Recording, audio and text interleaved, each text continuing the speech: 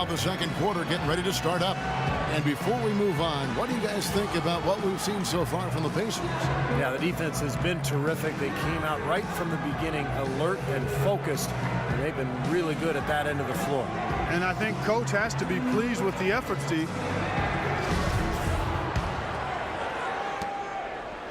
Indiana leading by 6. They've got C.J. Miles. Brooks out there with Rodney Stuckey. Then there's Smooth. And it's Turner in at the center position. So that's the group out there for Indiana. Now here's Brooks. No scoring yet from him, but that's likely to change. Let's go now to the sideline and catch up with Doris Burke. Hey, Doris.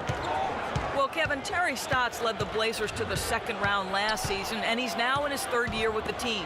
He spent a couple of seasons as head coach in Atlanta and Milwaukee, but this is his longest stint and the best talent he's ever had.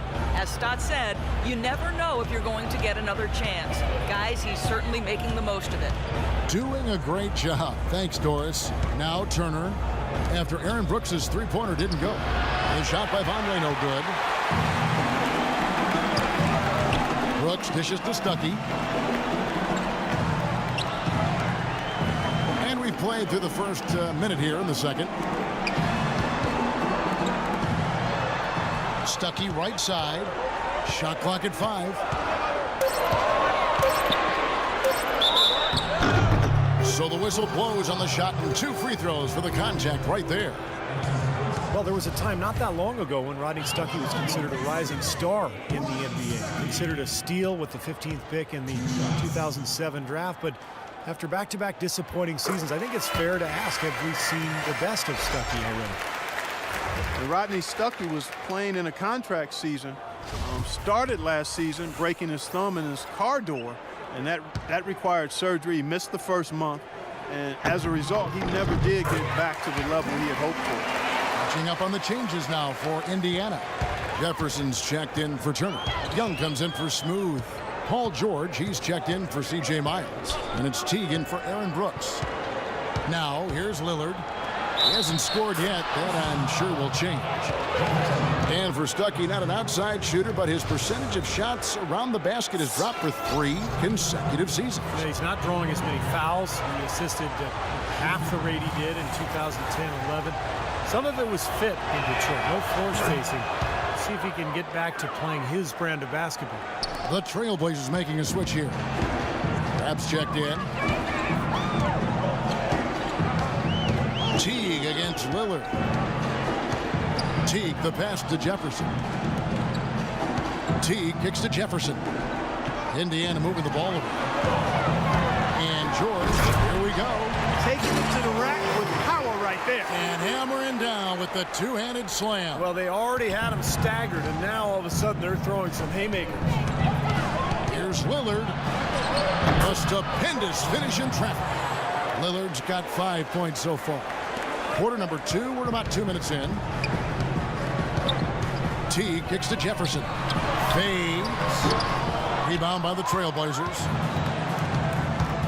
Now the pass to LiLard.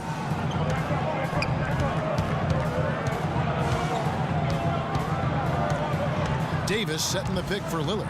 To the wing right side. Crabbe kicks to LiLard. LiLard, right side. No good off the back of the rim. It just hasn't been a very good day for him, guys. They need him to start burying some of those. Jefferson has a wide open look. Jefferson can't get that one to fall. Pacers are just a solid team on the glass. Everybody knows how to box out, and they all have tremendous strength. A physical team does a pretty good job of rebounding the ball for the most part. There were some struggles at times, but over the course of the season, pretty solid rebounding team. Monte Ellis, he's checked in for Indiana.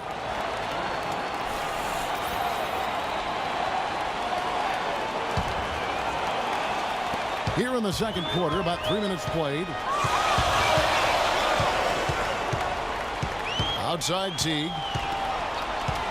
Jefferson setting the pick for Teague. Jefferson on top. Ellis outside. 5 to shoot. George, that's a 2-pointer. And Well, the shot was there for him, and he had to take it. I don't care if he didn't convert. He's got to take that every time. McCollum dishes to LiLard. He kicks it to Davis. Back to LiLard. Pass to McCollum.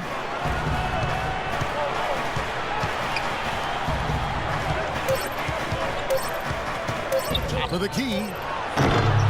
Here's Plumlee, and good work on the boards. They pick up the second chance points. He's a grinder. Love what he does under the offensive boards, really bringing energy and life to his team. Teague, the pass to George. Back to Teague. The feed to Young. George, that's a two-pointer. They need this one, and Davis sends it back. Ellis kicks to Jefferson. Over Davis. Misses off the left iron. He can't get anything to drop, and the way he's scoring, I'm not sure it's something he should try to shoot his way out of. No, that might only serve to make things worse, Steve. Sometimes the harder you try, the worse it gets. Now, here's LiLard. He has 5.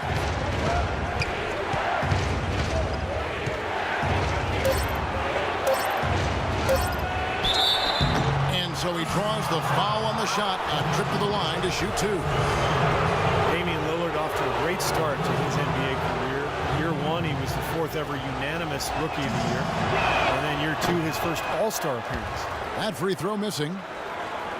And Damian Lillard last season, the first player in NBA history to compete in all 5 major All-Star events. Well, let's count them off right now, partner. He did the Rising Stars Challenge, the Skills event, 3-point shootout, the dunk contest, and he played in the big game on Sunday. That's a busy weekend. That's a full weekend, and the young fellow handled himself well in all 5 of them. Now let's send it to Doris on the sideline. Well, Portland, not the biggest market, but it's a one-team city, and these fans really support their Blazers. Coach Stott said the fan support here is special. You can't appreciate it until you see it every night. Damian Lillard said the fans stay behind us through good or bad. When they see us in public, it's always love.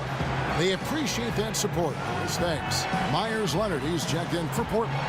So the Pacers call timeout, their first of the game.